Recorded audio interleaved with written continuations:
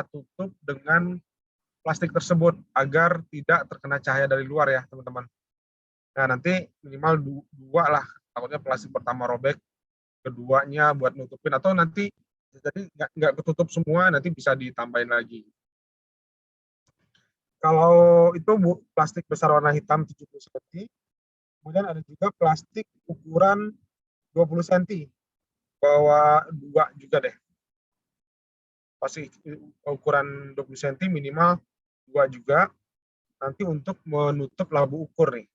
Kalau yang atas yang gede untuk menutup uret, kalau yang bawah ini nanti untuk menutup labu ukur. Kemudian bawa juga nanti karet ya, karet gelang. Karet gelang untuk mengikatnya nanti. Dan jangan lupa juga bawa gunting ya. Gunting beberapa gitu ya, nanti bisa pinjam ke temannya juga. Tapi ada yang bawa gunting minimal berapa gunting lah ya di setiap kelompok itu yang sekali praktek. Karena nanti plastiknya kan kita akan potong, kita akan sesuaikan dengan panjangnya si burat tersebut.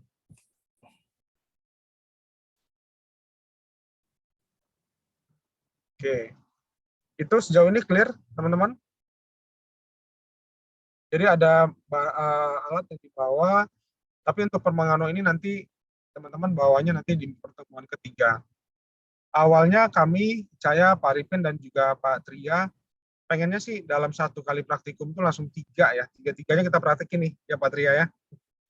ACD kita praktekkan, alkali kita praktekkan, kemudian Permangano juga langsung dipraktekkan pada saat pertemuan pertama itu.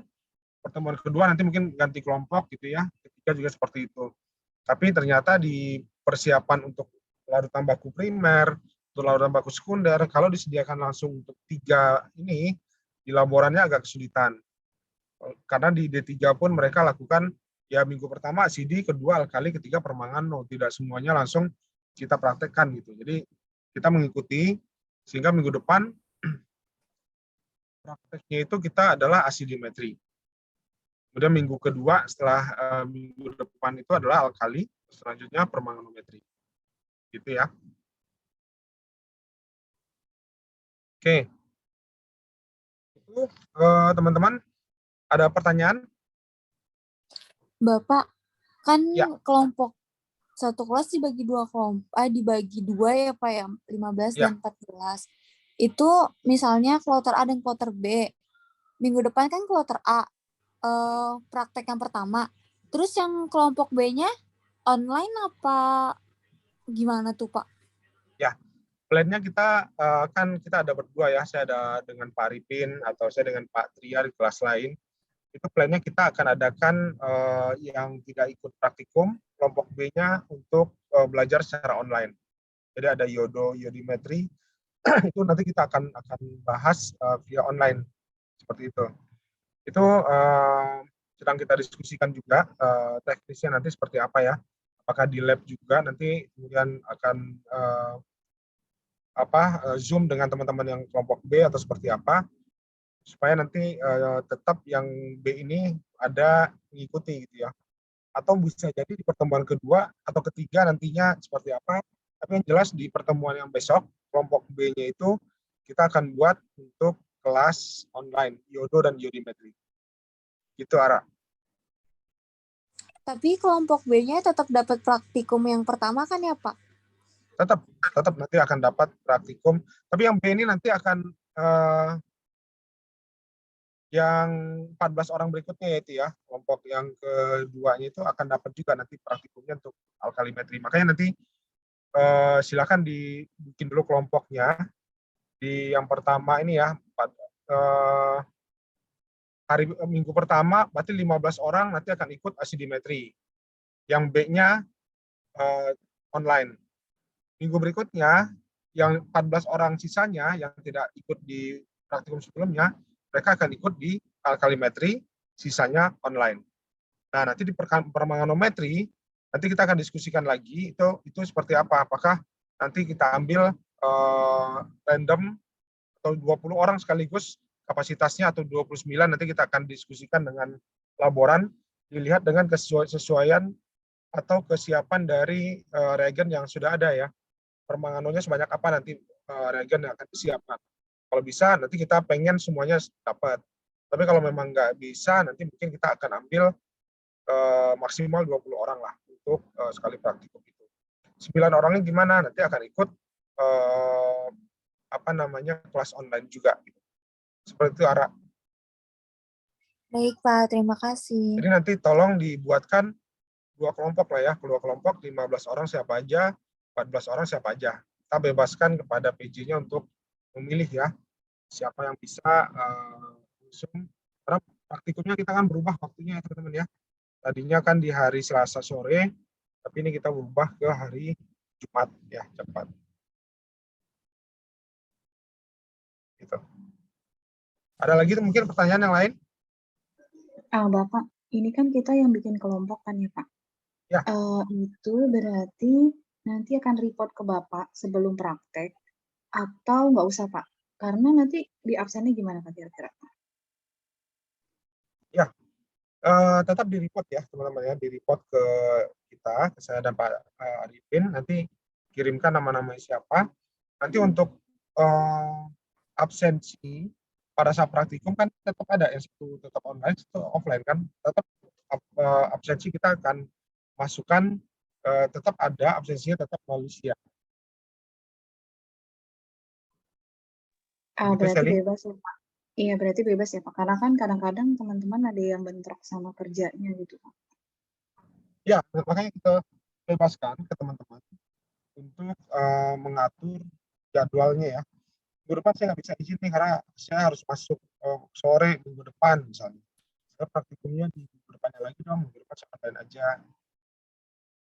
Boleh, silakan. Ya. Tapi jangan sampai nggak bisa ikut praktikum sama sekali ya, teman-teman. Ada titipan pertanyaan, Pak. Teman saya pagi, tapi dia berhalangan kerja. Bisa nggak, Pak, pindah sore? Pindah kuliah sore maksudnya? Praktikumnya, Pak. Dia berhalangan pagi terus pindah ke sore. Berhalangannya yang mana? Yang jam 11 ya? Iya, kayaknya dia siang ya, Pak ya. Kalau yang kelas 2A. Oke, nanti coba kontak saya aja Japri langsung ya. Nanti saya diskusikan dengan Pak Tria dan Pak Rifin. Baik, Pak. Oke. Ada lagi? Mungkin Pak Rifin ada tambahan biasanya, Pak? Kayaknya sih cukup ya, Pak. Paling nanti kayaknya sih kita perlu share ini nggak perlu di-share Pak ya? Atau ini kita perlu share nanti misalnya tadi tuh informasi yang Bapak sampaikan, kloter pertama nanti ngerjain CD, nanti kloter kedua online misalnya, nanti minggu depan kalau minggu ketiga kloter kedua dia ngerjain apa, CD atau alkali gitu Pak, atau gimana, mau dibikin jadwal aja biar mereka nanti nggak bingung atau bagaimana Bapak? Ya, jadi kalau yang untuk asidi dan alkali, ini kemarin kita plan awalnya ya buat teman-teman ya, Pak Arifin juga ikut di situ. Kita plannya tadinya mau tiga-tiganya sekaligus. Jadi semuanya dalam satu kelas itu dapat nih setengahnya. Jadi misalnya 15 orang, berarti kan kita bagi 3 kelompok dalam satu kali pertemuan, 5 asidi, 5 alkali, 5 permangano. Kemudian minggu depannya kalau 14 orang, 5, 5, 4. Sama. Jadi semuanya di dalam satu lab itu mengerjakan dan bisa juga melihat temannya yang lain mengerjakan apa.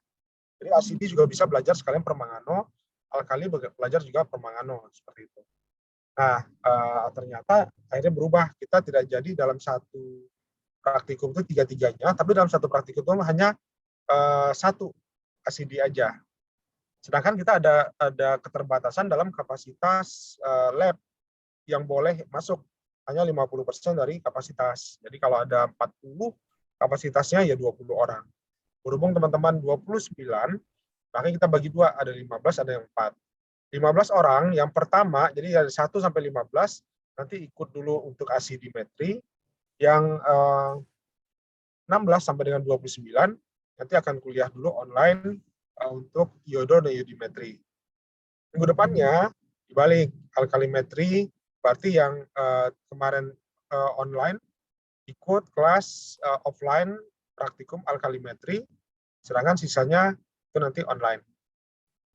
Kemudian yang ketiga, untuk permanganometri, ya, nanti kita akan lihat seperti tadi Pak Arifin, kita akan coba lihat lagi dari 29 ini mana yang akan mengikuti permanganometri ini.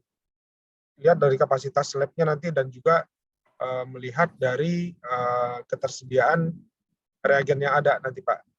Jadi kalau reagennya ternyata memang mencukupi, kalau 29-29-nya bisa kita masukkan langsung dalam satu praktikum, kita harapannya seperti itu. Tapi ini masih kita diskusikan nanti dengan laboran. Kalau memang enggak, berarti nanti kita akan ambil setengahnya dari total yang ada. Kurang lebih seperti itu Pak Rifin nanti.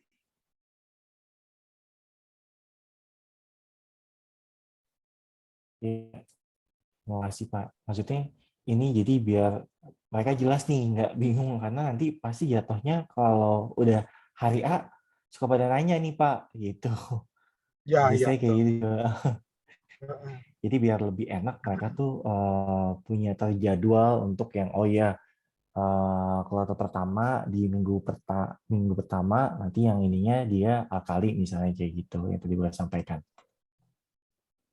Ya, jadi minggu pertama Ya, ACD, ya. setengah kelas, sisanya online, minggu kedua alkali, minggu ketiga permanganometri. Berarti Bapak hanya maaf mau perbedaan. nanya.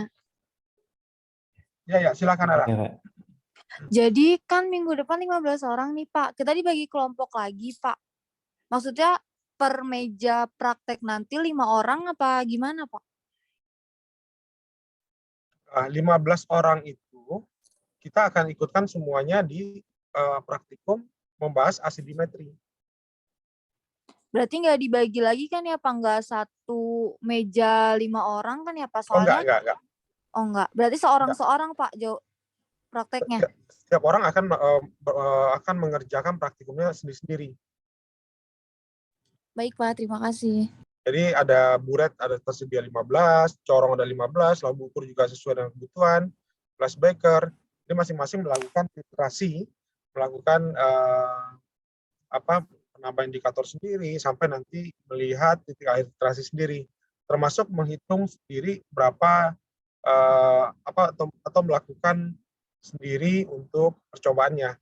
Jadi tujuan kita buat praktikum itu nanti adalah agar teman-teman mendapatkan datanya dari praktikum yang ada. Oh, ternyata sampel NaOH ini dengan asam sulfat atau bagus sekundernya, oh ternyata sekian mililiter, catat. Nanti data itulah yang nanti akan dimasukkan ke dalam lembar kerja. Ketika lembar kerjanya sudah diisi, barulah dilakukan perhitungannya. Jadi di sana tujuannya adalah buat ngambil data lah teman-teman ya, dengan sudah membuat lembar kerja yang sudah dilengkapi dengan tulis tangan dari rumah. Jadi di situ yang penting pahami proses kerjanya, tahap demi tahapnya, sehingga teman-teman betul-betul mengikuti step demi step dari tahapan itu. Setelah tak paham, baru itu dikerjakan. Nanti kan tahapan awalnya kan untuk larutan baku primer, larutan baku sekunder, itu kita nggak buat lagi. Jadi sudah disediakan dari lab, sudah dibuat oleh laboran. Cuma di situ nanti ada berapa normalitas yang sudah disediakan. Misalnya asam sulfat ada normalitasnya 2N. Sedangkan di lembar kerja, teman-teman akan buat menjadi 0,1 N. Berarti hitung nanti 0,1 per 2N kali berapa mililiter yang minta di situ. Misalnya ada 250 mililiter. Kalau itu dikalikan, maka dapat 12,5 mililiter yang akan dipipet nantinya. Jadi hanya melakukan pengenceran dari larutan baku primer dan larutan baku sekunder. Sedangkan untuk membuatnya itu sudah disiapkan. Cek lagi nanti proses kerjanya untuk bagaimana nanti untuk pengenceran larutan baku primer, sekunder, bagaimana dengan penetapan kadar. Kalau kadarnya setelah itu sudah diketahui berapa volumenya, baru dilakukan perhitungan. Gunakan kalkulator. Dan kalkulatornya kalau memang tidak punya, boleh bawa handphone, tapi HP-nya bukan untuk alat komunikasi ya. Selama di lab tidak diperkenankan menggunakan handphone, tapi boleh menggunakan kalau untuk menghitung menggunakan kalkulator.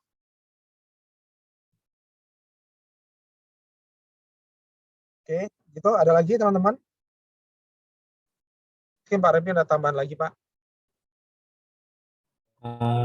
Cukup kayaknya Pak. Ya. Cukup Pak. Oke, buat teman-teman ada yang masih bingung nggak? Ada yang mau ditanyakan nggak? Tentang jadwal sih Pak yang tadi diomongin Pak Arifin. Jadi kita Ah, ini kan dibagi jadi kelompok A, kelompok B kan Pak. A Iya. itu yang minggu pertama offline, B-nya online gitu. Cuman Jadi ini Sel, sorry nih. Jadi gini Sel, kan dibagi 2 kloter nih, ya. Misalnya contoh tadi 14-15 atau 15-14. Nah, nanti kloter pertama yang offline dia offline LCD, online-nya juga LCD. Gitu. Begitupun nanti minggu kedua yang offline alkali, nanti yang online juga alkali kayak gitu. Nah, untuk yang Permangano ini tinggal nunggu nih, karena ketentuan tadi Pak Charles bilangnya karena emang tunggu kesesuaian dari lab ya Pak ya? ya, nanti kita menyesuaikan kesiapan dari alat dan juga bahan, Pak. Bahannya kalau permanganometri ini seperti apa? Karena kan bikinnya ini nggak bisa jauh-jauh hari kalau permangano ini. Udah waktunya agak-agak dekat. Nanti saya mau diskusikan dengan laboran, kira-kira mereka siap berapa banyak yang bisa digunakan. Ini bercermin kita kan paling terakhir nih hari Jumat. Sedangkan di kelompok lain itu ada di hari-hari Selasa udah mulai. Nanti kita bisa dapat informasinya dari situ supaya nanti pada saat praktikum kita Ada bayangan bisa ya Pak ya? bayangan gitu, Pak. Iya. Ya Sel, gimana Sel? Mau nanya apa Sel? Yang saya tanya Pak, Oh kan iya. hari Selasa itu kelompok A dapat Bukan Selasa, prestasi Jumat. resep. Iya ya Jumat Pak. Sel. Selasanya Jumat. itu dia, iya Pak, Nah, maksud saya yang resepnya hari Selasa. Kimianya Jumat. Berarti iya. kelompok A itu di minggu yang sama mereka dapat offline 2 kali. Iya. Gimana sih? Emang sih ada 2 kali pertemuan di satu Praktek minggu. praktek resep 1 Pak. kali Pak kimianya. Oh, praktek resep. Iya. Iya, resepnya Selasa, kimianya Jumat. Gini aja Sel, kalau kayak gitu kan teknis ya, tinggal kamu sesuaikan aja sama kelas gitu. Oh iya minggu ini kelompok ini yang Himdas ya, kelompok yang B misalnya atau kloter kedua yang praktek resep gitu. Nggak apa-apa, itu fleksibel ya Pak ya sebenarnya ya Pak. Ya, nanti bisa disesuaikan sih teman-teman ya. Mm. Iya, enak gitu ya Pak, jadi nggak Iya, jadi sama kelamaan sama nunggu yang B-nya, yang A-nya sama sama kayak keseringan kemarin praktek. Sel. Sama kayak kemarin Sel. Jadi tinggal disesuaikan aja kebutuhan dari kelas kamu maunya dibagi bagaimana, jadwalnya seperti apa itu tinggal fleksibel dari kelas aja ya Pak ya. Kalau itu mah teknis tinggal kalian atur sendiri aja gitu ya Pak. Kalau yang penting kalau kita nih dapat informasi pada hari H, oh yang mau praktek ini Pak, ini. Pak Ipin yang mau praktek, Pak Charles yang mau praktek ABCD, absen sekian sampai sekian atau langsung nama ABC gitu, nggak apa-apa. Ini teknis aja, tinggal kamu tentuin aja maunya siapa yang mau kloter pertama di resep, siapa yang mau kloter pertama di kimia dasar kayak gitu. Oke, Resepnya baik. sudah mulai offline juga ya, Celia? Iya, Pak, resepnya udah mulai offline. Jadi Oh, maksud tadinya kan saya, kita jadwalnya resep kapan? Tetap Selasa juga? sebenarnya resep Jumat, Pak, karena kayak tukeran gitu, Pak, sama kimia. Oh, tuh karena cuma kimia. Berarti tetap ke kampusnya 2 kali dalam 1 minggu berarti ya? Cuma Iya, beda Pak. beda materi aja. Oke. Ya nanti makanya untuk kelompok saya serahkan ke teman-teman kelompoknya. Minggu depan kayaknya saya belum bisa nih Pak untuk offline. Karena saya ada, ya teman-teman berarti masuknya di minggu depannya lagi. Disesuaikan aja. Gitu? Iya, baik, Pak. Oke. Oke. Ada Untuk pertanyaan absensi lagi? ada di Pak Arifin ya? Oh saya sudah Pak. Mau di absen sekarang Pak? Boleh Pak. Sambil mereka Oke, kalau ada pertanyaan lagi nggak apa-apa. siap. Ini 29 berarti udah ada semua ya. 31 kurangi 3, Ini kurang 3, 28. Oh, ada nggak hadir 28. dong? 1 orang. Kayaknya ada 1 yang non aktif ya Pak. Oh, ada 1 yang non aktif Pak.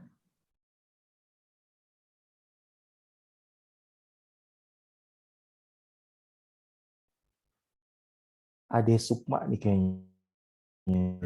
Ya, benar ya? Betul, Pak.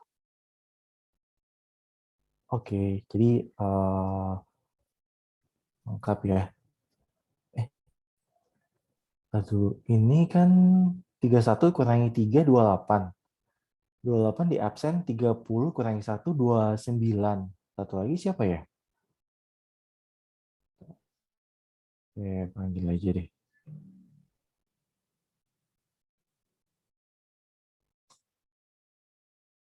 Dia Ayu ada? Hadir, Pak. Coba bantu dicek. Oke. Anita Rahman? Hadir, Pak. Anita Malakomala? Hadir, Pak. Romli? Hadir, Pak. Yulita? Hadir, Pak. Revelina? Revelina? Bantu dicek. Revelina ada tidak di partisipan? Di partisipan. Ada. Ada, Pak. Oke. Ilmaknun. Hadir, Pak. Septi Berta. Hadir, Pak. Siti Nurmaya. Siti Nurmaya bantu dicek. Partisipan ada, Pak. Oke. Ayo dia. Ayo dia ada juga di partisipan. Oke. Fahmi. Hadir, Pak. Sulis. Sulis ada Sulis. Sulis nggak ada ya. Sulis nggak ada. Berarti ini Pak. Oke. Sudah Pak. Sudah saya input. Udah ketemu ya, Sulis berarti nggak ada ya, Pak. Iya. Kalau Ade Sukma kan dia yang Sulis yang nggak masuk. Nih Pak. Oke. Oh, makasih Pak Sudah Ripin. Pak. Thank you Pak Ripin. Ada apa lagi teman-teman pertanyaan? Ya. Udah Bapak, paham lah ya? mau nanya lagi Pak. Yang jurnalnya itu Pak, mau mastiin aja. Itu kita print kemudian kita isi atau seperti resep tuh Pak harus pakai buku folio? Ya, jadi jurnalnya lembar kerja itu teman-teman print. Kemudian setelah di print ditulis tangan ya. Jadi kalau saya share lagi biar nggak bingung ya. Jadi di sini jurnal ini di print lembar kerja, nama masing-masing, kelas, hari, tanggal, judul percobaannya nanti asimetri, kemudian lalu tambah primernya nanti apa, prosedurnya apa, prosedur yang di atas teman-teman bisa pindahkan ke bawah ya. Ini ada prosedur-prosedur nih di atas yang dibuat ya, prosedur kerjanya nih, prosedur kerja asimetri seperti apa, alkali seperti apa, nanti masukkan ke dalam, tapi tulis tangan di sini. Pertama buku sekunder juga sama, dari latar buku primer, sekunder, kemudian sampai dengan pembakuannya. Setelah itu nanti volume berapa yang dipipet, volume awalnya berapa volume air titrasinya, nanti ditulis di sini, baru nanti buatkan juga di sini meniskusnya ya, berapa sesuai yang ada di sini teman-teman isi semua. Kemudian bagaimana perhitungan pembakuan, nanti buat di sini perhitungannya, titrasinya, ada perhitungannya. Setelah itu nanti lanjut ke sampelnya. Jadi semuanya ini sudah dibuat, sudah di-print dalam bentuk sama seperti ini. Bukan diisi belakangan, tapi isi langsung dari rumah untuk prosedur-prosedurnya. Yang perlu teman-teman isi belakangan itu adalah volume-volumenya. Karena volumenya itulah yang nanti akan didapatkan dari hasil titrasi. Kalau volumenya udah ada kan aneh ya. Kalau kemarin waktu ada di simulasi perhitungan-perhitungan itu volumenya kita simulasikan berapa. Tapi kalau untuk volume ini betul-betul yang volume yang teman-teman dapatkan masing-masing. Berapa saya dapat tadi? Oh, volumenya misalnya 10,5 mililiter. Temannya mungkin ada juga bukan 10,5, mungkin ada yang dapat 11, mungkin ada dapat 9 ya.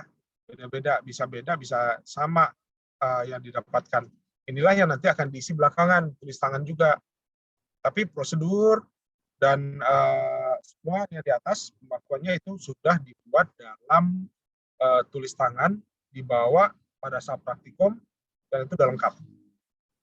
Jadi benar-benar mengikuti prosedur atau lembar yang sudah teman-teman pahami, itulah yang nanti akan dipraktekkan. Gitu, Sel? Iya, Pak. Terima kasih, Pak. Oke. Ada lagi mungkin terakhir? Pak, saya mau tanya Pak. Ya, silakan. Saat praktikum masih boleh tanya jawab kan ya Pak? Boleh. Boleh. Jadi kalau yang nggak paham atau Ya, pas praktikum itu kan nanti teman-teman bisa diskusi ya dengan siapapun yang saya atau Pak Arifin nanti ada di sana atau dua-duanya. Itu bisa teman-teman tanya ini prosedur seperti apa kalau masih ada yang bingung ya. Nanti kalau untuk yang kedua, untuk alkali, harusnya sih lebih familiar ya, Romli ya. Udah tahu teknisnya pekerjaannya seperti apa. Karena kita tahu teman-teman semuanya, nggak semuanya sudah pernah titrasi ya, nggak semuanya dari farmasi. Ada yang dari SMA, kemarin-kemarin kita masih teori, pasti sisi tanya jawab tetap kita akan buka juga. Tapi kita mengarahkan kepada pekerjaan nanti akan teman-teman lakukan. Gitu, Romli. Paling saya titip ini ya Pak, mereka bawa serbetnya yang gampang nyeret. Jadi kan alat yang Ya, kamu betul. pakai itu kaca ya. Kalau kaca habis cuci itu kalau nggak kering banget dia akan gampang licin. Ya, Itu ya, yang betul. akan berbahaya untuk pada saat kalian praktek. Entah ya nauzubillah min dzalik ya Pak ya. Ya buret ya apalah kalau dipegang kan Ya, licin, kaca licin. kalau nggak ya. Nah, itu sih Pak. Makanya perlu tambahan lagi nanti tisu, Pak. Tisu teman-teman Tisu ya, bawa Pak. juga gitu. Jadi benar-benar alat itu udah benar-benar kering.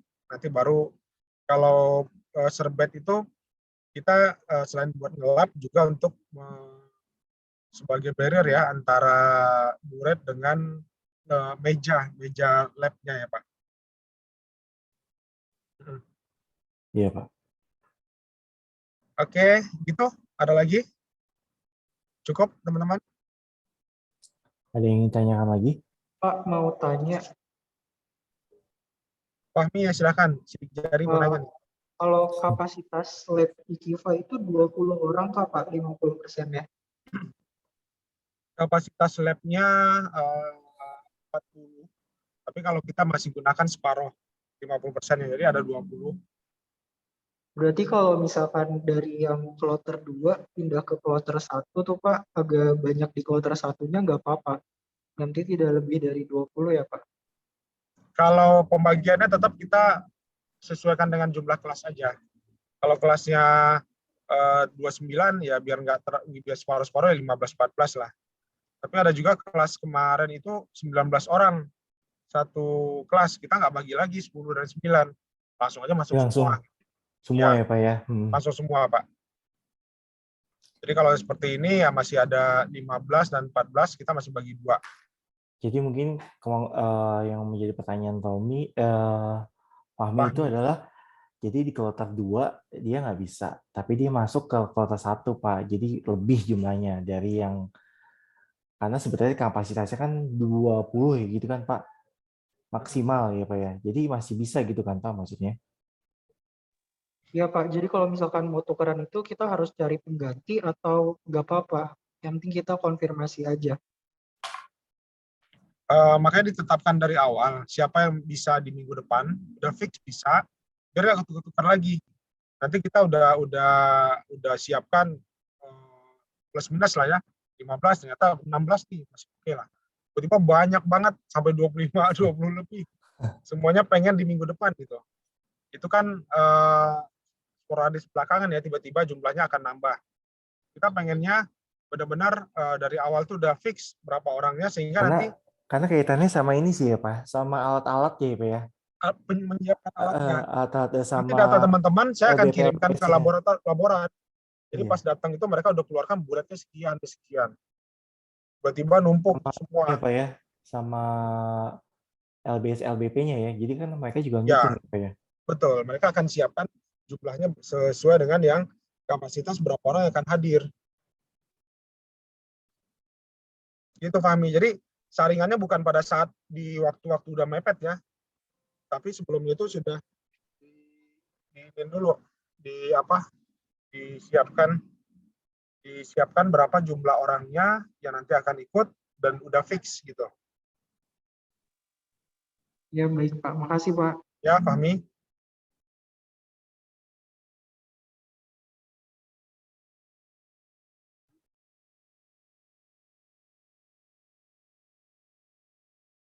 Bapak, ini absennya masuk siang nggak sih, Pak?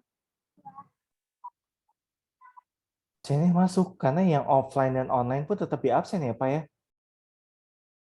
Ya, betul Pak. Tetap di absen. Ya, jadi yang offline pun kita panggil namanya karena inputnya by Sia. Begitupun yang online kayak mungkin gantian antara saya dengan Pak Charles, yang online tetap panggil di Sia untuk di absen. Gitu Sel. Oh, baik, Pak. Oke, ada pertanyaan lagi? Satu lagi, Pak. Oke, Ini kan silakan. sebenarnya cuma mempraktekkan yang kemarin udah kita pelajari teori kan, Pak? Ya. Terus sampel dan LBP, LBS itu sama persis ya, Pak? Cuman beda Sama. kualitasnya. Sebenarnya yang beda adalah kamu praktekin nih gimana sih caranya citasi gitu. Karena kalau masalah semuanya sama, karena hitungan pun kita kemarin sama ya Pak ya. Ya, betul Pak. Jadi kita udah dapat nih teorinya. Sekarang betul-betul mempraktekkan sampai didapat volumenya berapa. Saya belum pernah ya praktikum titrasi ya. Dulu sih waktu SMF udah sih, Pak. Cuman udah lama banget. Ya kurang lebih mirip lah, belum ada perubahan dari sisi konsep pelaksanaan sama. Perubahan ya Pak. Bulatnya juga masih seperti itu ya Pak. Bulatnya masih seperti itu. Bulatnya masih tetap sama. Tempatnya kan beda Pak. Maksudnya belum pernah lihat gitu kan. Oke, ada pertanyaan lagi? Ada lagi mungkin? Cukup? Cukup? Kayaknya cukup Pak, cukup jelas ya, cukup kayaknya. Oke. Karena mereka juga sebenarnya paling yang perlu dinotif adalah dibaca aja tentang percobaan yang akan kalian praktekkan, itu semuanya sama gitu. Paling hanya bedanya kamu nih ngerjain gitu, mulai dari kamu nuang buret, kamu pipet pakai pipet volume, terus kamu titrasi, kamu tentuin, kamu tetesin dengan indikator, terus kamu tentuin dia warnanya sampai gimana, itu prosesnya. Nah, ini yang dipersiapkan sekarang, maksudnya selain kamu baca teorinya, kamu persiapkan atau dalam arti pahami proses-prosesnya. Jadi pada saat kamu praktek, jadi nggak terlalu bingung ya. Karena step-stepnya juga sebenarnya udah cukup jelas ya.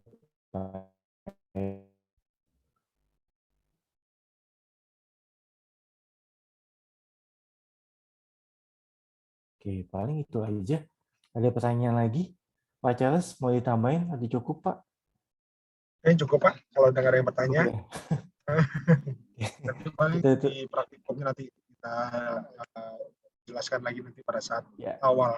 Makanya hadirnya tepat waktu ya, teman-teman ya. Jangan sampai nanti hadirnya udah waktunya. Usahakan, Pak. Karena emang rata-rata kan kerja nih, jadi kita juga nggak bisa push waktu untuk yang tepat waktu. Paling komunikasi ke kita aja ya Pak ya, kalau misalnya kita agak telat, kalian agak telat, atau estimasi sekian, sampai jam sekian, kayak gitu. Jadi biar nggak terlalu lama ya Pak ya, biasanya ya. Ya, karena praktikumnya kita cukup lama nih Pak. Jadi kalau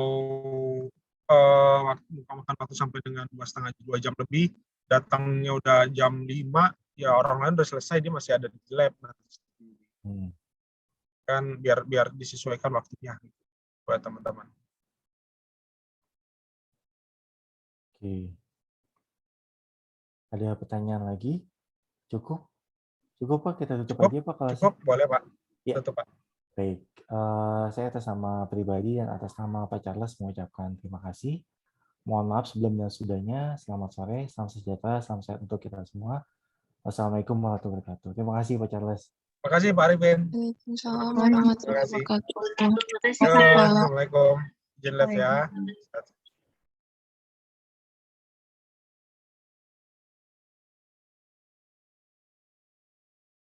C dan Viperaceae dan beberapa Xenopodiaceae. Pada anabasis articulata, epidermis multiseriata berkembang di bagian bawah dari tiap buku.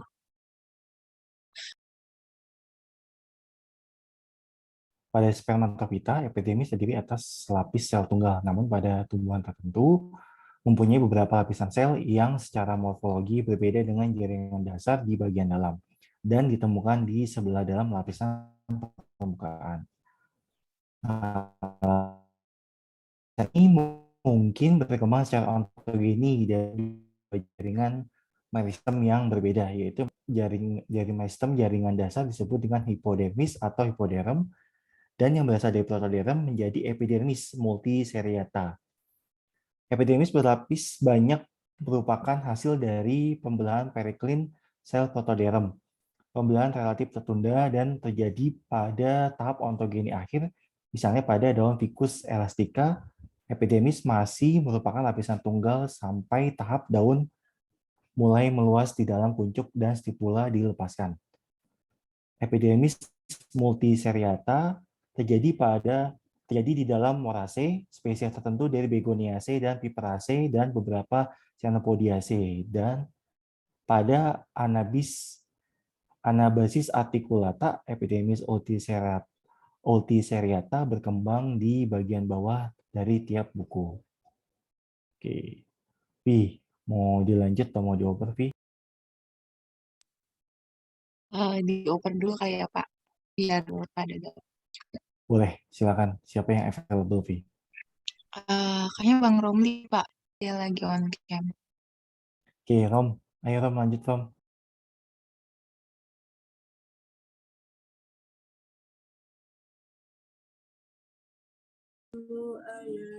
Lanjutan, filament yang merupakan jaringan penyerap khusus dari akar udara pada anggrek juga mempunyai epidermis multiseriata.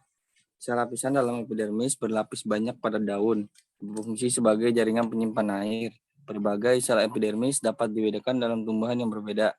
Sel epidermis biasa, sel dengan struktur khusus bentuk atau isinya, sel yang berhubungan dengan stomata, dan tambahan epidermis yang disebut trikoma.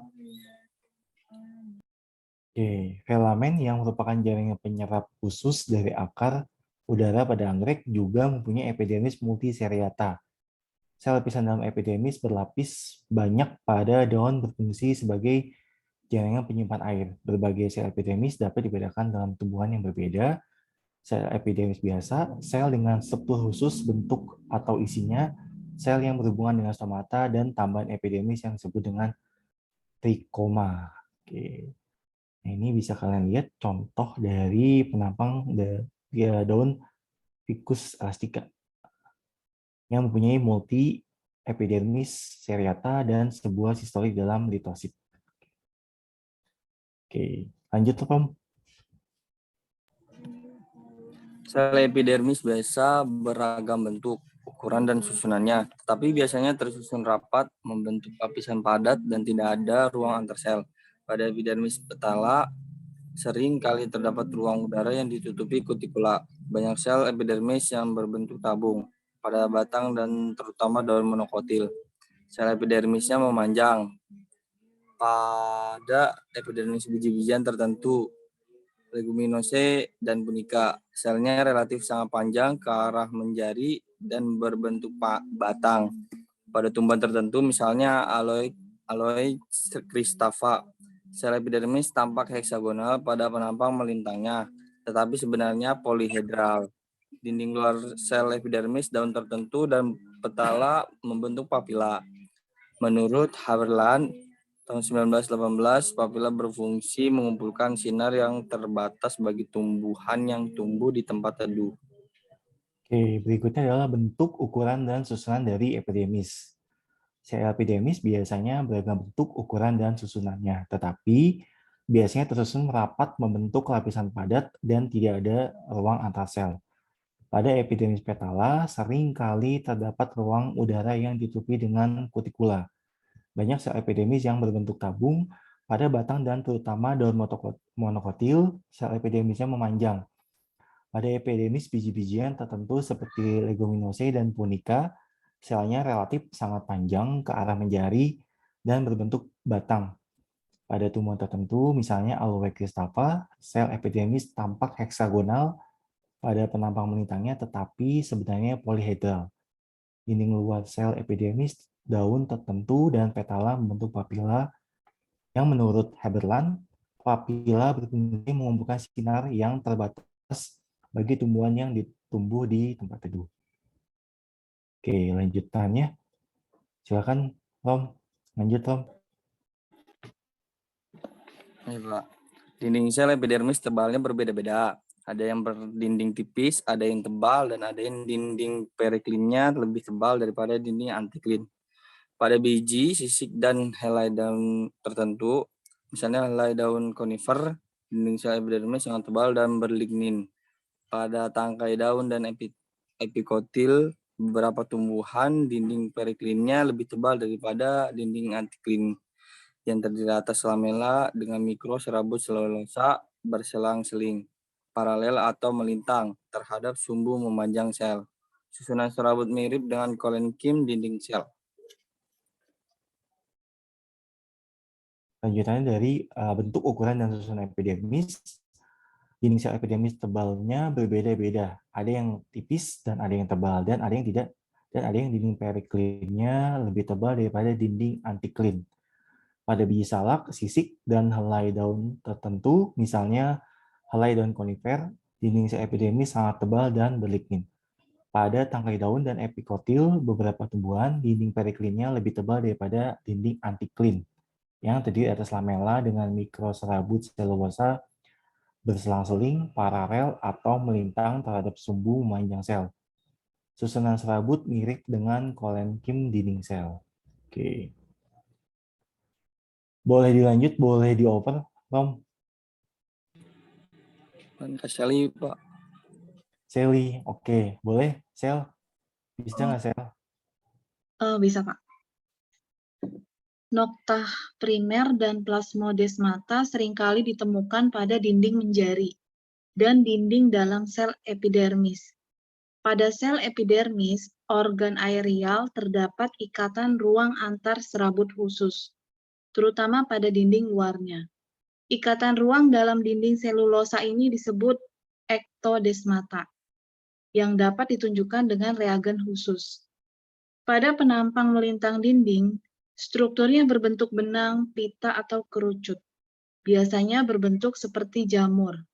Akhir-akhir ini telah diperlihatkan bahwa ektodesmata berlawanan dengan plasmodesmata yang tidak mempunyai struktur plasmatis. Ektodesmata merupakan jalur pemantakan larutan ke dan dari protoplasma. Frank 1917 mengusulkan penggunaan istilah taikoda. Bacanya gimana nih, Pak? Taikos sama dengan dinding, kodos sama dengan jalur. Sebagai pengganti ektodesmata untuk membedakan secara tajam antara ektodesmata dan plasmodesmata. Oke, lanjut ya. Nokta primer dan plasmodesmata seringkali ditemukan pada dinding menjari dan dinding dalam sel epidermis. Pada sel epidermis, organ aerial, terdapat ikatan ruang antar serabut khusus, terutama pada dinding luarnya. Ikatan ruang dalam dinding selulosa ini disebut ektodesmata, yang dapat ditunjukkan dengan adanya reagen khusus. Pada penampang melintang dinding, strukturnya berbentuk pita, benang, pita, atau kerucut, biasanya berbentuk seperti jamur. Akhir-akhir ini telah diperlihatkan bahwa exodesmata berlawanan dengan plasmodesmata yang tidak mempunyai struktur plasmatis. Exodesmata merupakan jalur pemantakan larutan ke dan dari protoplasma. Menurut Frank, 1917 mengusulkan penggunaan istilah teikoda atau teikodes atau teikos yang berarti dinding dan kodos yang berarti jalur sebagai pengganti exodesmata. Nah, untuk membedakan secara tajam antara exodesmata dan plasmodesmata. Lanjut, Sel. Iya, oke, Pak. Di dalam sel dan jaringan epidermis terdapat berbagai senyawa, antara lain kutin,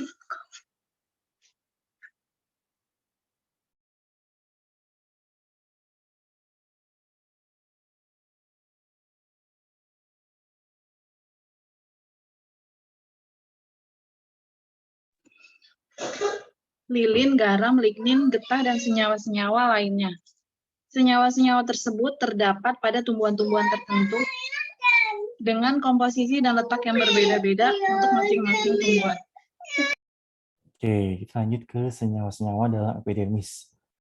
Nah, di sini di dalam sel dan jaringan epidermis terdapat berbagai senyawa, antara lain kutin, lilin, garam, lignin, getah, dan senyawa-senyawa lainnya. Senyawa-senyawa tersebut terdapat pada tumbuh-tumbuhan tertentu dengan komposisi dan letak yang berbeda-beda untuk masing-masing tumbuhan. Oke, boleh dilanjut atau boleh dioper, Sel? Mutiara, Pak. Mutiara Andini. Oke, silakan Mutiara. Baik, Pak. Turunan atau derivat jaringan epidermis. A. Sel silika dan sel gabus. Pada Pteridophyta tertentu, seperti pada Gymnospermae, beberapa gramine dan dikotil tertentu terdapat sel epidermis seperti serat. Pada gramine di antara sel epidermis batang ada yang panjang dan ada dua tipe sel pendek, yaitu sel silika dan sel gabus. B. Sel kipas.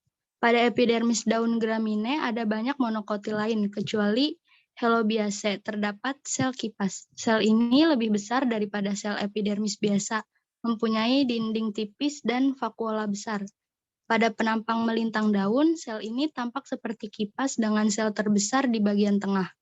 Sel kipas atau bulliform berisi banyak air dan tidak berisi kloroplas. Oke, sekarang kita ke turunan atau derivat dari jaringan epidermis. Yang pertama adalah sel silika dan sel gabus. Pada Pteridophyta tertentu, seperti pada Gymnospermae, beberapa gramine dan dikotil tertentu terdapat sel epidermis seperti serat. Pada gramine, di antara sel epidermis batang ada yang panjang dan ada dua tipe sel pendek, yaitu sel silika dan sel gabus. Lalu yang B adalah sel kipas. Pada epidermis daun gramine dan banyak monokotil lain, kecuali Helobiaceae, terdapat sel kipas. Sel ini lebih besar daripada sel epidermis biasa, mempunyai dinding tipis dan vakuola besar. Pada penampang melintang daun, sel ini tampak seperti kipas dengan sel terbesar di bagian tengahnya.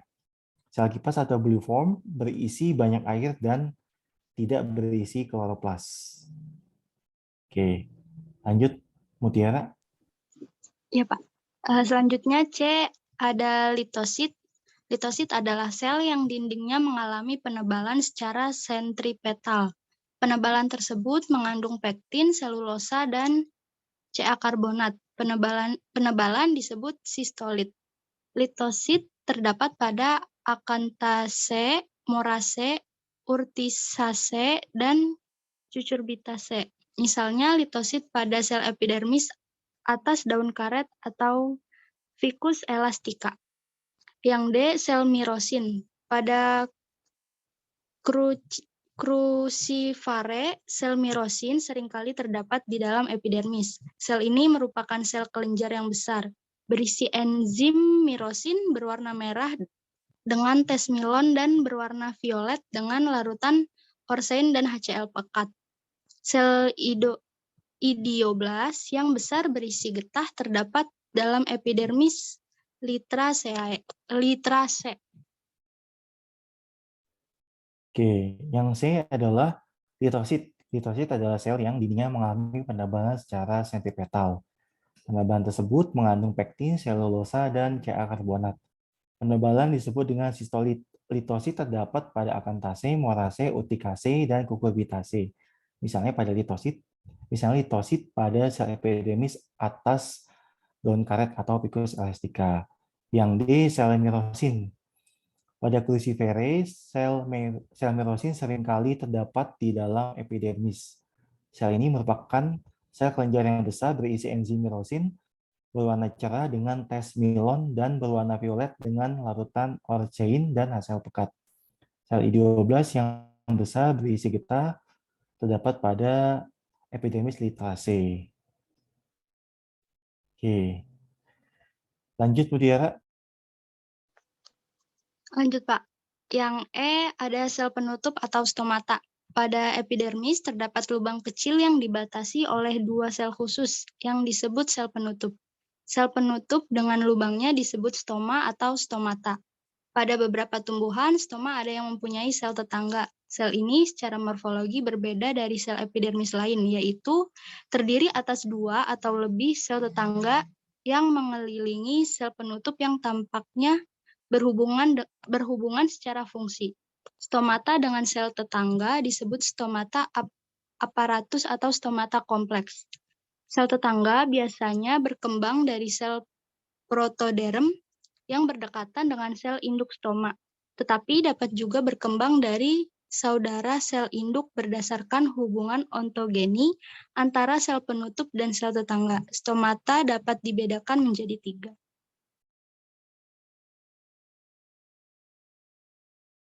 Oke, selanjutnya adalah sel penutup atau stomata.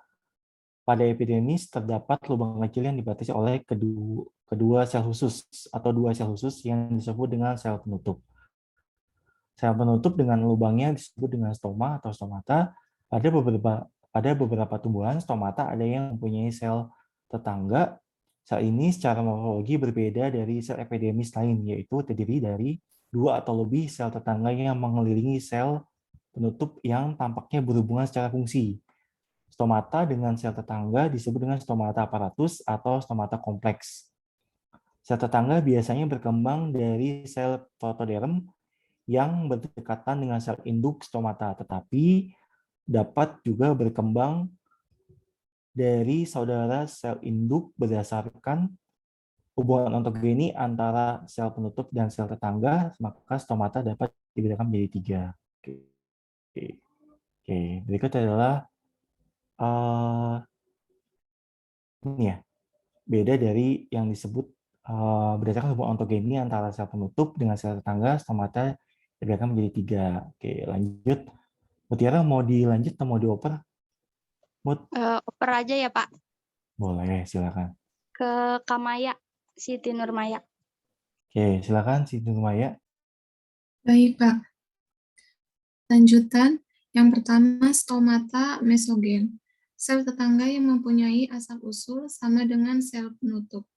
Yang kedua, stomata perigen. Sel tetangga yang berkembang dari sel protoderm yang berdekatan dengan sel induk stomata. Yang ketiga, stomata mesoperigen. Sel dikelilingi stomata, yaitu satu atau lebih sel tetangga yang mempunyai asal-usul yang sama dengan sel penutup. Sedangkan sel yang lain tidak. Stomata terutama terdapat pada daun, juga pada batang dan rimpang. Stomata tidak terdapat pada akar dan seluruh tubuh tumbuhan.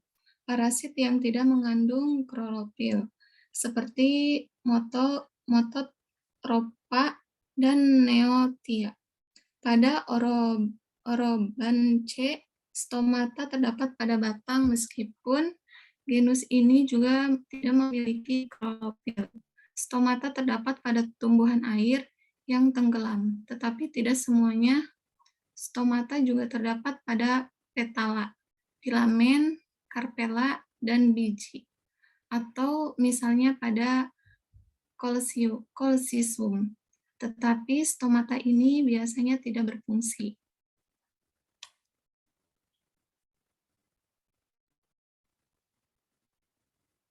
Ini saya yang freeze atau kamu, Siti?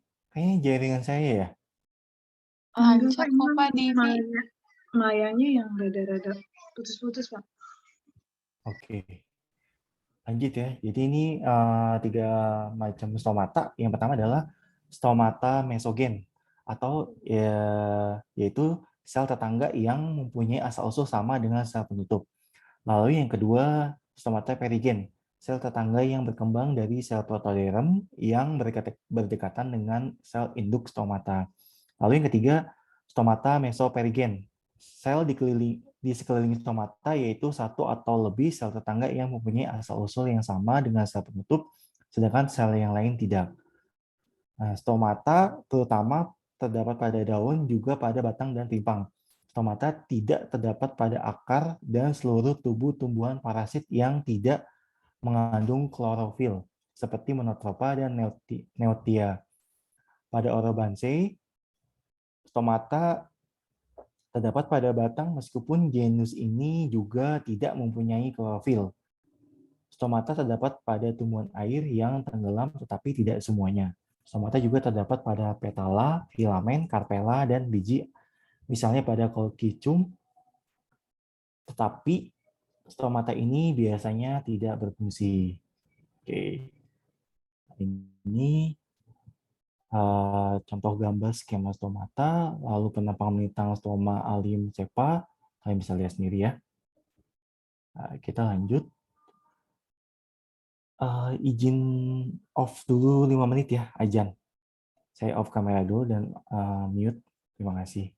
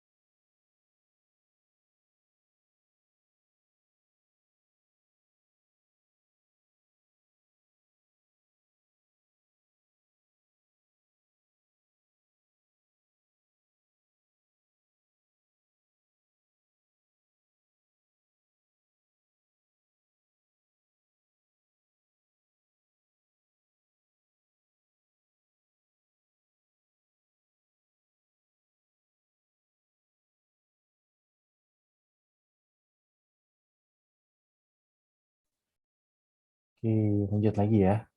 Nah,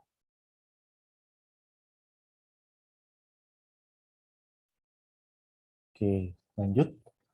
Em, Jaringan Maya tadi siapa? kurang bagus ya, Pak. Kenapa? Jaringan Maya kurang bagus ya tadi, Pak. Tadi saya tanya, yang freezing tuh, soalnya tadi jaringan saya juga unstable. Oke, kita lanjut ya. Boleh, Pak. Oke, lanjut. Secara morfologi, menurut Melkov dan Chalk, ada 5 tipe stomata pada dikotil. Oke, lanjut sel.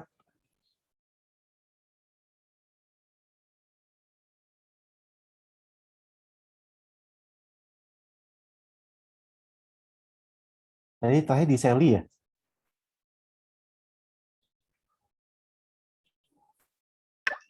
Terakhir di Kamaya, Pak. Oh Maya, oke. Silakan Maya, lanjut Mai. Baik, Pak. Secara morfologi, menurut Melkalpe dan Kalk 1950 ada 5 tipe stomata pada dikotil. Yang pertama tipe anomosit atau ranunculaceus.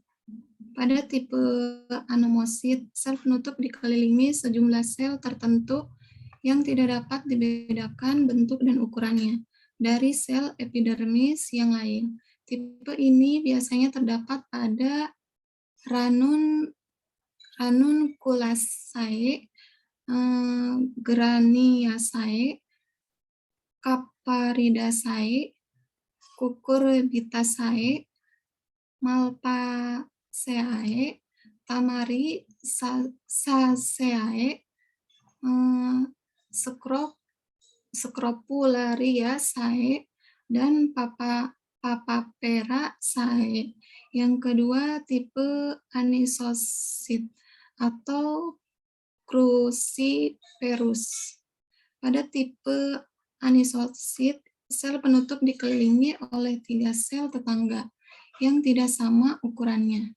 Tipe ini antara lain terdapat pada Cruciferae, Nicotiana, Solanum, dan Sedum. Yang ketiga, tipe parasit atau Rubiaceus. Pada tipe parasit, setiap sel penutup didampingi oleh 1 atau lebih sel tetangga yang letaknya sejajar dengan stomata. Tipe ini biasanya terdapat pada Rubiaceae, Magnoliaceae, Convolvulaceae, dan Mimosaceae. Beberapa genus dari Papilionaceae seperti Ononis, Arasis, Phaseolus, dan Psorelae, dan berbagai spesies dari familia lain. Oke, nah ini jadi di 5 tipe stomata pada dikotil menurut Melkov dan Chalk. Yang pertama adalah tipe anomosit atau ranunculaceus. Pada tipe anomosit, sel penutup dikelilingi sejumlah sel tertentu yang tidak dapat dibedakan bentuk dan ukurannya dari epidermis yang lain. Tipe ini biasa terdapat pada ranunculaceae, graniaceae, Caparidaceae, Cucurbitaceae, Malvaceae, Tamarisaceae, Scopariaceae, dan Papaveraceae. Yang kedua adalah tipe anisosit atau cruciferous. Pada tipe anisosit, sel penutup dikelilingi oleh 3 sel tetangga yang tidak sama ukurannya. Tetapi ini antara lain terdapat pada Cruciferae, Nicotiana, Solanum, dan Sedum. Yang ketiga tipe parasit atau Rubiaceus. Pada tipe parasit, setiap sel penutup didampingi oleh 1 atau lebih sel tetangga yang letaknya sejajar dengan stomata. Tipe ini biasa terdapat pada Rubiaceae, Magnoliaceae, Convolvulaceae, dan Mimosaceae. Beberapa genus dari Papilionaceae seperti Ononis, Aracis, Phaseolus, dan Sorale, dan berbagai spesies famili lain. Oke. Lanjut, Maya. Baik, Pak. Lanjutan. Yang keempat, tipe diasit atau Coreophyllaceus. Pada tipe diasit, setiap stomata dikelilingi oleh 2 sel tetangga yang letaknya memotong stomata. Tipe ini antara lain terdapat pada Caryophyllaceae dan Acanthaceae. Yang kelima, tipe actinosid. Tipe actinosid merupakan variasi dari tipe diasit. Stomatanya dikelilingi sel tetangga yang teratur menjari. Tipe ini antara lain terdapat pada teh atau Camellia sinensis. Ya, yang keempat dari tipe stomata yaitu tipe diasit atau Caryophyllaceus. Pada tipe diasit, setiap stomata dikelilingi oleh 2 sel tetangga yang letaknya memotong stomata. Tipe ini antara lain terdapat pada Caryophyllaceae dan Acanthaceae. Lalu yang kelima, tipe actinosid. Tipe actinosid merupakan variasi dari tipe diasit. Stomatanya dikelilingi sel tetangga yang teratur menjari. Tipe ini antara lain terdapat pada T atau Camellia sinensis. Oke. Mau dilanjut atau mau dioper, Maya? Boleh dilanjut, Pak. Oke, silakan. Pada monokotil, menurut Stebbins dan Kus 1961, ada 4 tipe stomata. Yang pertama, sel penutup dikelilingi oleh 4-6 sel tetangga. Tipe ini biasanya terdapat pada Araceae, Comelinaceae, Musaceae, Strelitziaceae, Canaceae, dan Gingiberaceae. Yang kedua, sel penutup dikelilingi oleh 4-6 sel tetangga. 2 diantaranya berbentuk bulat dan lebih kecil dari yang lain. Letaknya pada ujung sel penutup. Tipe ini terdapat pada spesies dari Palmae, Pandanaceae, dan Cyclanthaceae. Yang ketiga, sel penutup didampingi oleh 2 sel tetangga. Tipe ini terdapat pada Pontederiaceae, Flagellariaceae, Butomales, Alismatales, Potamogetonales, Cyperales, Syridales, dan Juncales. Yang keempat, sel penutup tidak mempunyai sel tetangga. Tipe ini terdapat pada Liliales, kecuali Pontederiaceae, Dioscorales, Amaryllidales, Iridales, dan Orchidales. Nah, kalau di monokotil sendiri, dia ada 4 tipe stomata. Yang pertama adalah sel penutup dikelilingi oleh 4-6 sel tetangga. Tipe ini biasanya terdapat pada Araceae, Comelinaceae, Musaceae, Strelitziaceae, Canaceae, dan Gingiberaceae. Yang kedua, sel penutup dikelilingi oleh 4-6 sel tetangga.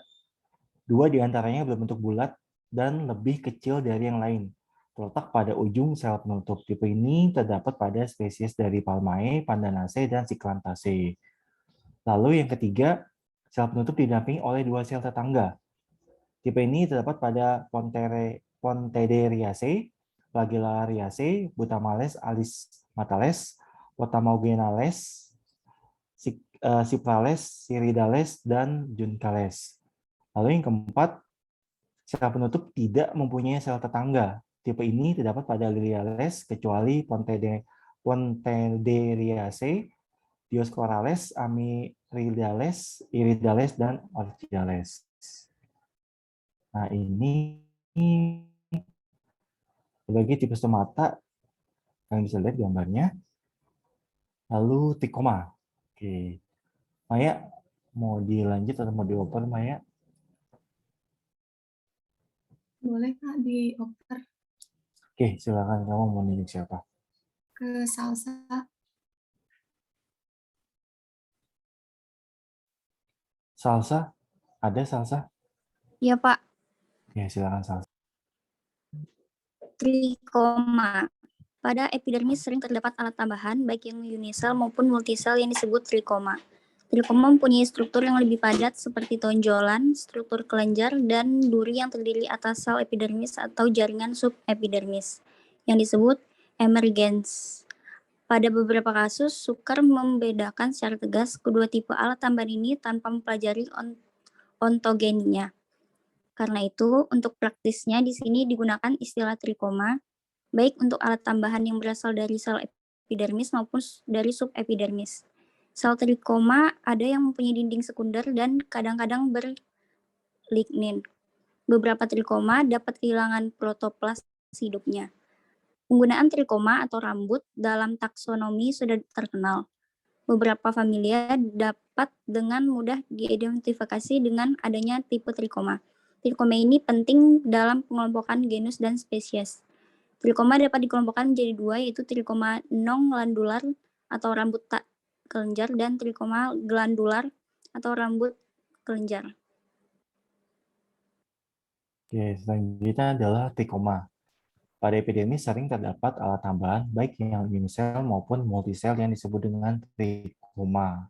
Trikoma mempunyai struktur yang lebih padat seperti tonjolan, struktur kelenjar, dan duri yang terdiri atas sel subepidermis yang disebut dengan emergense.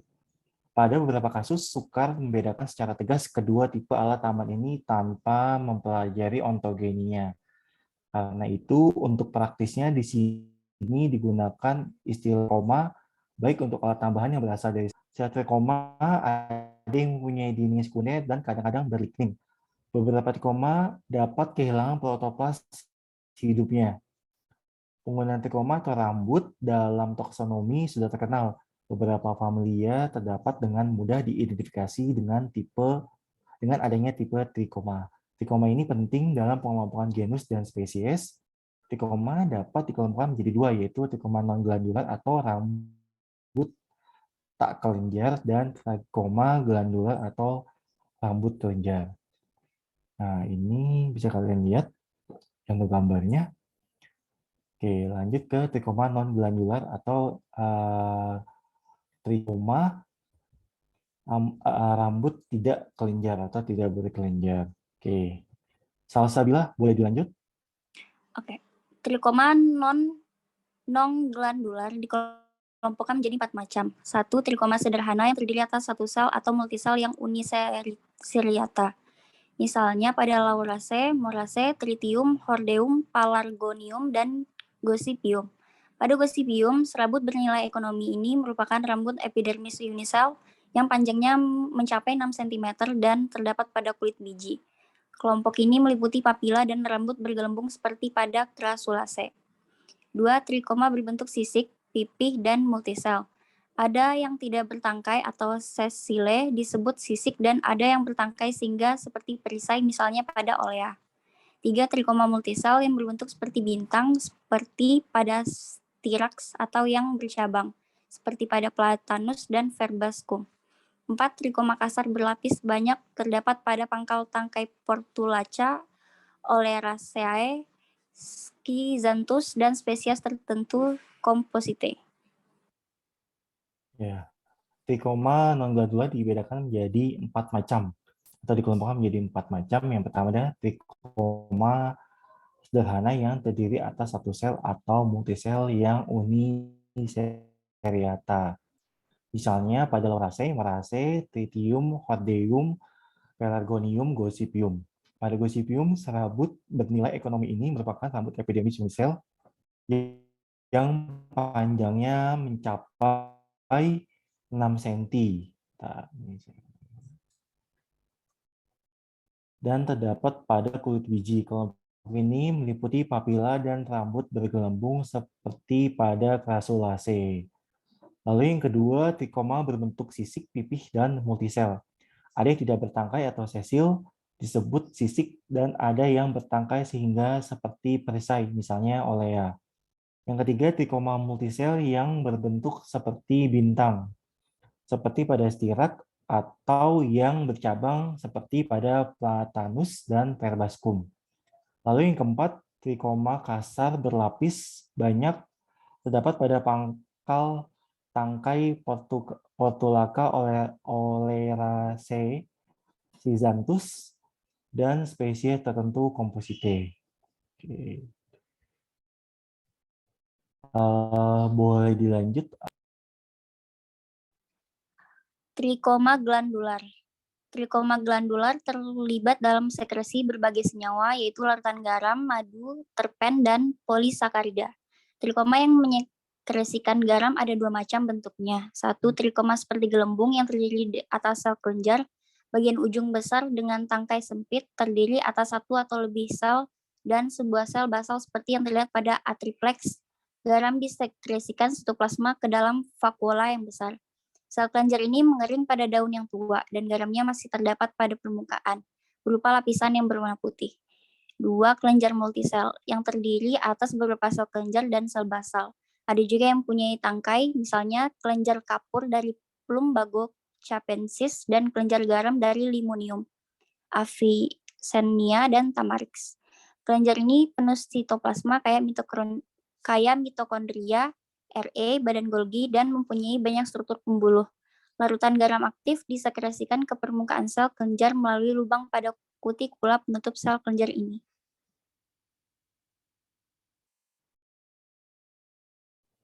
Oke, yang selanjutnya adalah trikoma glandular.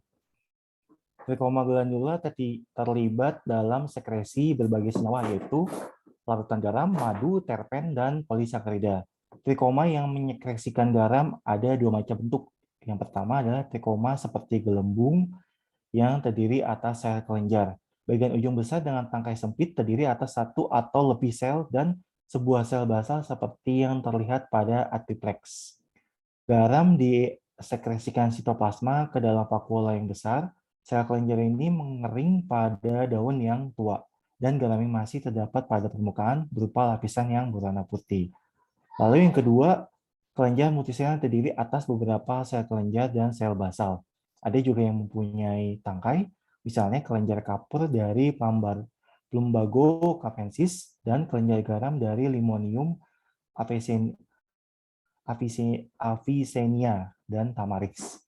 Kelenjar ini penuh sitoplasma kaya mitokondria, retikulum endoplasma, badan Golgi, dan mempunyai banyak struktur pembuluh. Larutan garam aktif disekresikan ke permukaan sel kelenjar melalui lubang pada kutikula sel kelenjar ini. Nah, ini bisa kalian lihat gambarnya. Oke, contoh rambut kelenjar atau trikoma glandular. Salsa, mau dilanjut, mau diopen, Salsa? Boleh lanjut, Pak. Oke. Contoh rambut kelenjar atau trikoma glandular. Satu, trikoma hidatoda. Trikoma hidatoda adalah rambut yang menyekresi larutan berisi senyawa organik dan anorganik. Trikoma glandular yang terdapat pada daun muda dan batang sisar Arietinum terdiri atas tangkai uniseriata dan kepala oval yang multisel. Dua, trikoma yang menyekresikan madu. Misalnya pada kelopak bunga abutilon, mahkota bunga Lonicera japonica, dan Trophaeolum majus. Pada tahap sekresi, sitoplasmanya penuh dan terutama banyak mengandung RE. Sel epidermis yang tidak berbentuk trikoma dapat juga menjadi kelenjar, misalnya pada tepi daun Prunus amygdales dan Ailanthus altissima. 3, trikoma yang menghasilkan lendir, misalnya yang terdapat pada selaput bumbung atau Ochrea, Rumex, dan Rheum. Lendir yang disekresikan terutama polisakarida, gelembung Golgi terlibat dalam sekresi ini. Lendir yang dikeluarkan disimpan dalam ruangan antara dinding sel dan kutikula. Apabila kutikula sobek, lendir dapat keluar. Ya, berikut contoh rambut kelenjar atau trikoma glandular. Yang pertama adalah trikoma hidatoda. Trikoma hidatoda adalah rambut yang menyekresi larutan berisi senyawa organik dan anorganik. Trikoma glandular terdapat pada daun muda dan batang sisar Arietinum, terdiri atas tangkai uniseriata dan kepala oval yang multisel. Lalu yang kedua, trikoma yang menyekresikan madu. Misalnya pada kelopak bunga abutilon, mahkota bunga Lonicera japonica, dan Tropaneolum majus pada tahap sekresi sitoplasmanya penuh dan terutama banyak mengandung retikulum endoplasma. Sel epidermis yang tidak berbentuk trikoma dapat juga menjadi kelenjar, misalnya pada tepi daun Prunus amdales dan Ailanthus altissima. Lalu yang ketiga, trikoma yang menghasilkan lendir. Misalnya terdapat pada selaput bumbung atau Ocrea, Rumex, dan Rheum. Lendir yang disekresikan terutama polisakarida. Gelembung Golgi terlibat dalam sekresi ini. Lendir dikeluarkan disimpan dalam ruangan antar dinding sel dan kutikula. Apabila kutikula sobek, lendir dapat keluar. Oke. Lanjut, contoh rambut kelenjar atau trikoma glandular. Salsa, mau dilanjut atau mau dioper, Sah? Oper aja, Pak. Oke, silakan mau dioper ke siapa? Ananda Sela. Oke, Sela, silakan Sel.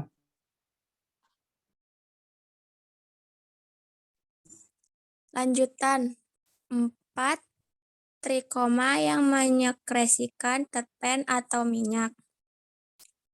Trikoma glandular yang menghasilkan minyak esensial dari labiate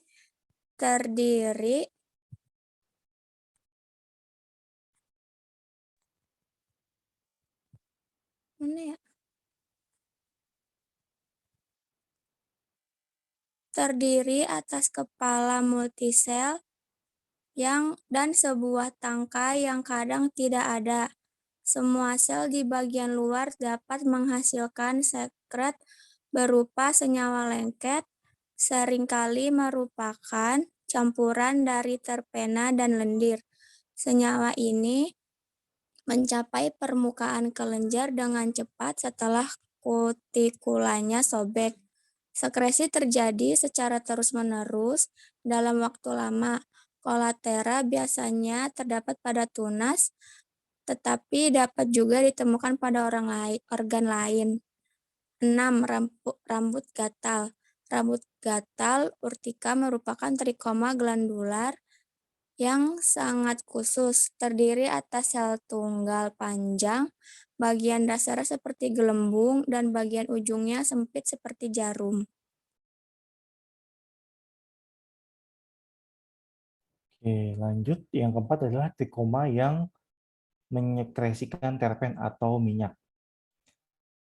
Trikoma glandular yang menghasilkan minyak esensial dari labiate terdiri atas sebuah sel basal, tangkai uniseriata yang terdiri atas satu atau beberapa sel panjang, dan kepala yang terdiri atas satu atau beberapa sel kelenjar. Dinding sel di sekeliling sel kelenjar berdiferensiasi menjadi kutikula, lapisan pektin, dan selulosa. Lalu yang kelima, kolatera adalah trikoma yang menghasilkan senyawa lengket. Trikoma glandular ini biasanya terdapat atas kepala yang multisel dan sebuah tangkai yang kadang tidak ada. Semua sel di bagian luar dapat menghasilkan sekret berupa senyawa lengket, seringkali merupakan campuran dari terpena dan lendir.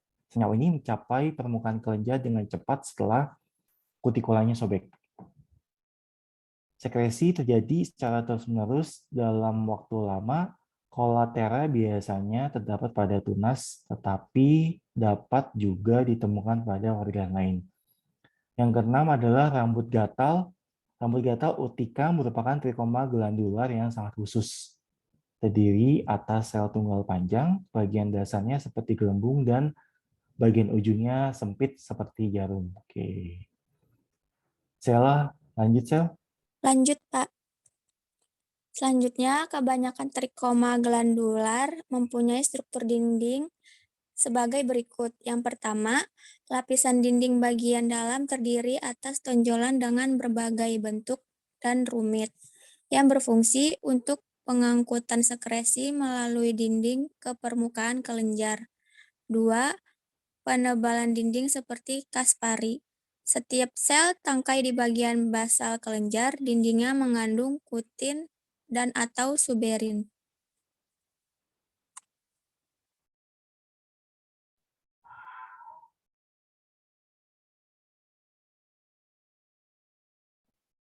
Lanjut, kebanyakan trikoma glandular mempunyai struktur dinding sebagai berikut. Yang pertama, lapisan dinding bagian dalam terdiri atas tonjolan dengan berbagai bentuk dan rumit yang berfungsi untuk pengangkutan sekresi melalui dinding ke permukaan kelenjar.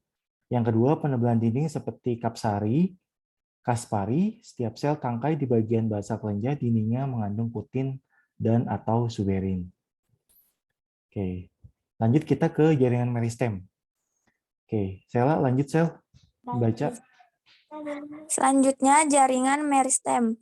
Pada tahap perkembangan embrio, semua sel mengalami pembelahan. Pertumbuhan dan perkembangan sel lebih lanjut menunjukkan adanya diferensiasi menjadi bagian khusus tumbuhan dan juga masih ada sel yang tetap bersifat embrio atau embrional, yaitu mampu mengadakan pembelahan terus-menerus. Jaringan yang bersifat embrio dalam tubuh tumbuhan dewasa ini disebut meristem. Pembelahan sel dapat juga terjadi dalam jaringan selain jaringan meristem.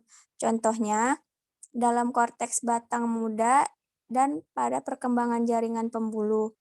Pembelahan dalam jaringan ini terbatas, sementara sel meristem terus-menerus membelah dan menghasilkan sel baru yang menambah tubuh tumbuhan.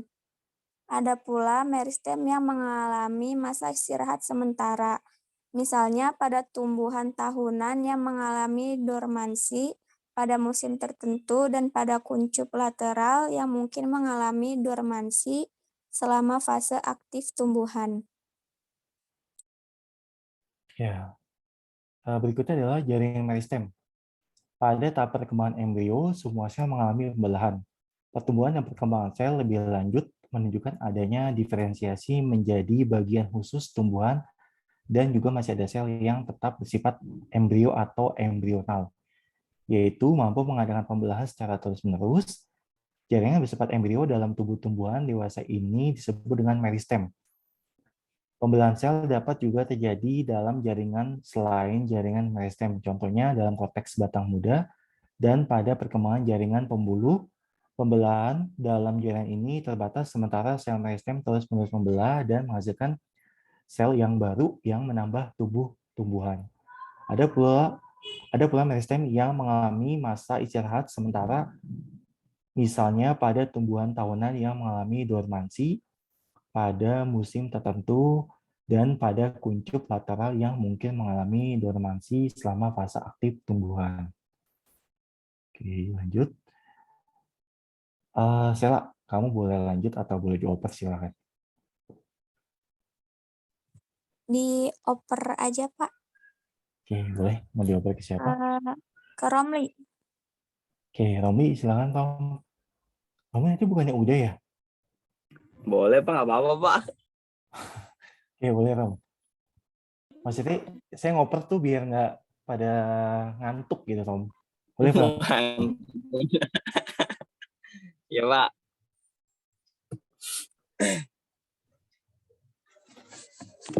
Pertumbuhan dan pengkhususan secara morfofisiologi sel yang dihasilkan oleh meristem disebut diferensiasi. Secara teori, jaringan yang mengalami diferensiasi sedikit demi sedikit kehilangan sifat embrionalnya dan mendapat status dewasa. Jaringannya disebut jaringan dewasa atau jaringan permanen.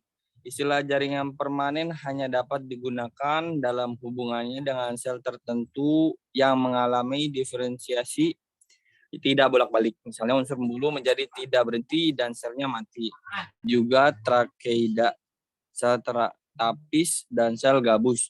Semua sel yang masih mengandung inti dalam tingkatan tertentu, jika ada rangsang masih mampu tumbuh, membelah, dan berdiferensiasi kembali.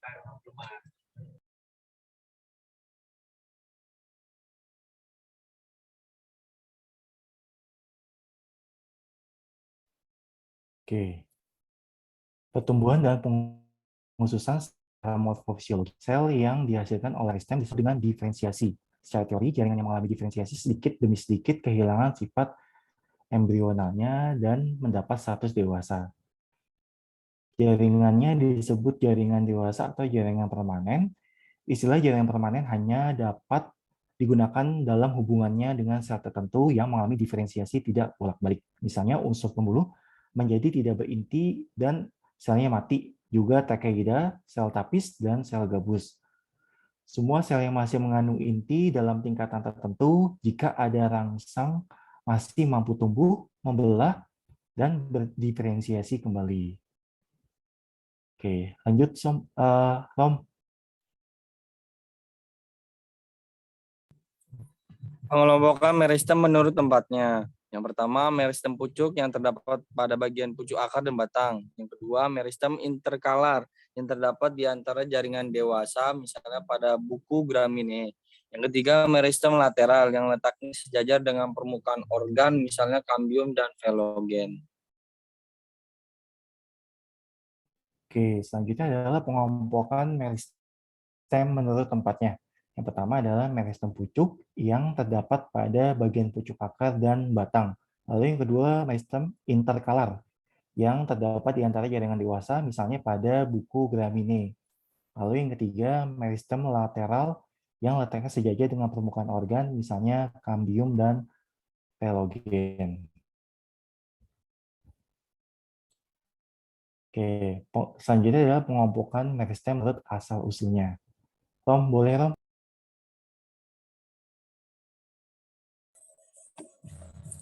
Di samping itu dikenal pengelompokan meristem menurut asal-usulnya. Di samping itu dikenal juga meristem primer dan meristem sekunder yang didasarkan pada asal-usulnya secara kesepakatan.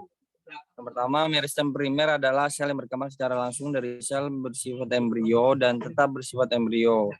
Meristem primer akan membentuk jaringan dasar tumbuhan yang meliputi epidermis, korteks dari akar dan batang, mesofil daun, dan jaringan pembuluh primer. Yang kedua, meristem sekunder adalah jaringan yang berkembang dari jaringan dewasa yang masih tetap dapat berdiferensiasi. Meristem sekunder akan berkembang menjadi jaringan pembuluh sekunder dan jaringan penyokong.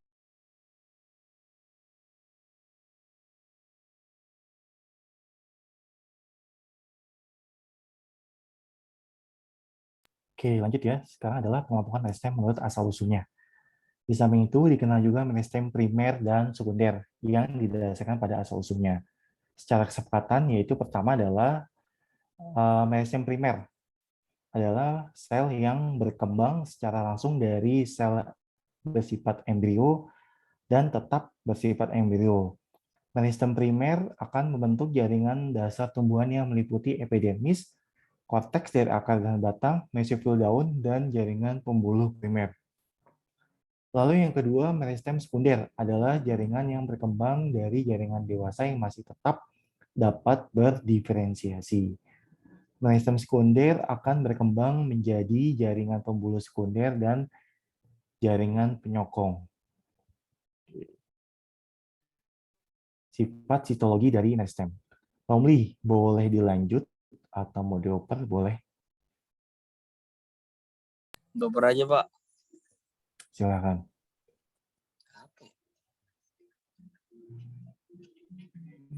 Dioper siapa?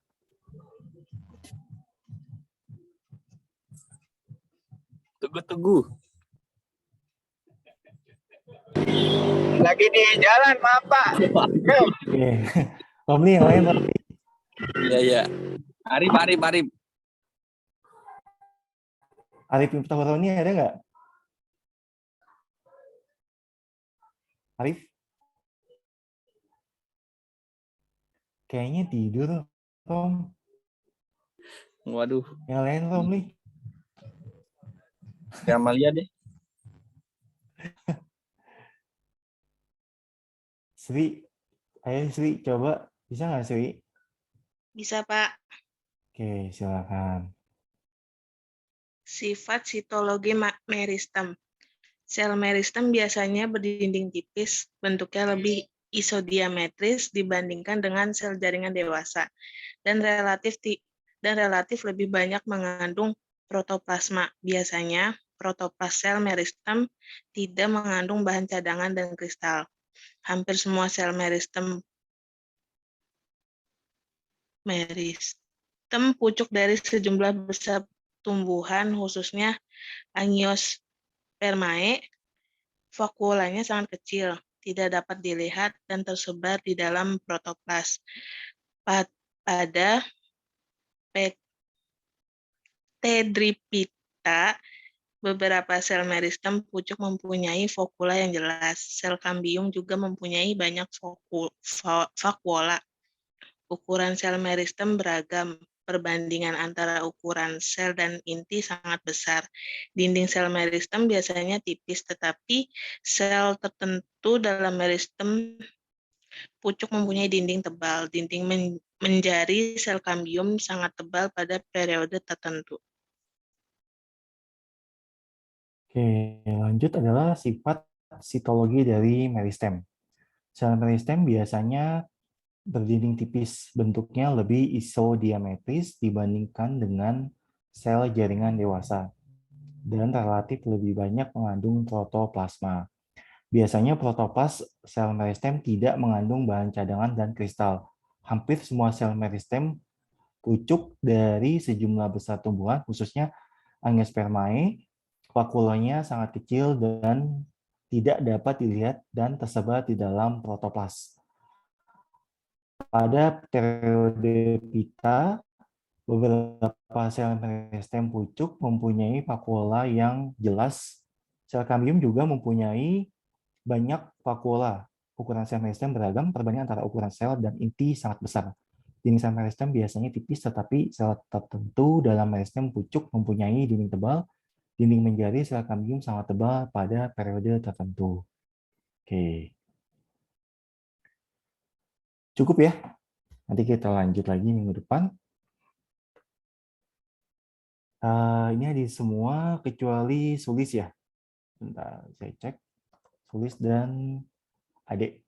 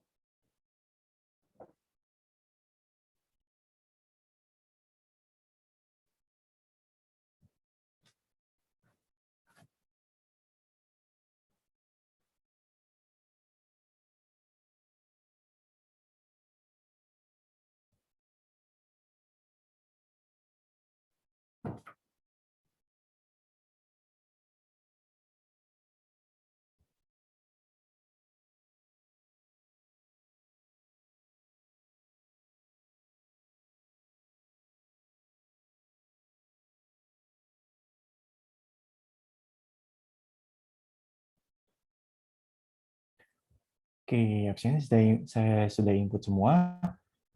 Kita cukupkan malam ini ya. Saya mengucapkan terima kasih. Mohon maaf sebelum dan sudahnya. Selamat malam, salam sejahtera, dan salam sehat untuk kita semua. Wassalamualaikum warahmatullahi wabarakatuh. Terima kasih. Waalaikumsalam. Waalaikumsalam warahmatullahi wabarakatuh. Terima kasih, Pak. Pak.